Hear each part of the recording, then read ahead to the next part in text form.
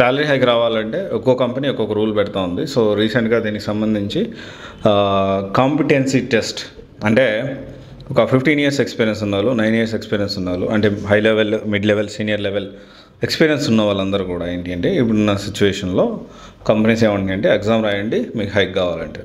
So ఇది present పరిస్థితి అయితే. సో ఇది ఫ్రెషర్స్కి కూడా మెల్లగా ఇంప్లిమెంట్ చేసే ఛాన్సెస్ అయితే ఉన్నాయి. సో అంటే కంపెనీలో నాకు హైక్ కావాలి అని అడగాలంటే ఫస్ట్ మీరు ఎగ్జామ్ రాయాలి. ఆ ఎగ్జామ్ క్వాలిఫై అయితేనే మీకు హైక్ వచ్చే పరిస్థితి ఉంటుంది.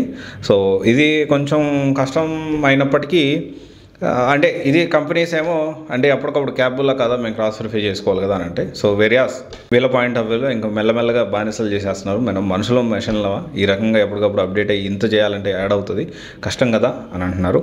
బట్ అని కొంతమంది మాట్లాడుతూ ఉన్నారు ఎంప్లాయీస్, సీనియర్ ఎంప్లాయీస్ కూడా. ఇక్కడ ఓవరాల్గా ఏంటి అంటే ఇక నుంచి మెల్లగా day to day, minute to minute monitoring ఉండబోతుంది.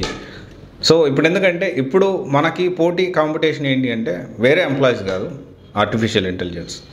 సో మనము ఆటోమేషన్కి ఈక్వేట్గా మనం పని చేయగలుగుతామా లేదా. ఇంకొక విషయం, కొన్ని కంపెనీస్లో, ఇంకొక ఎంఎన్సీ కంపెనీలో స్క్రీన్ టైం 9 hours ఉండాలి. స్క్రీన్ టైం అంటే లాగిన్ టైం కాదు, నువ్వు ల్యాప్టాప్ ముందు కూర్చున్న స్క్రీన్ టైం అనేది 9 hours ఉండాలంట.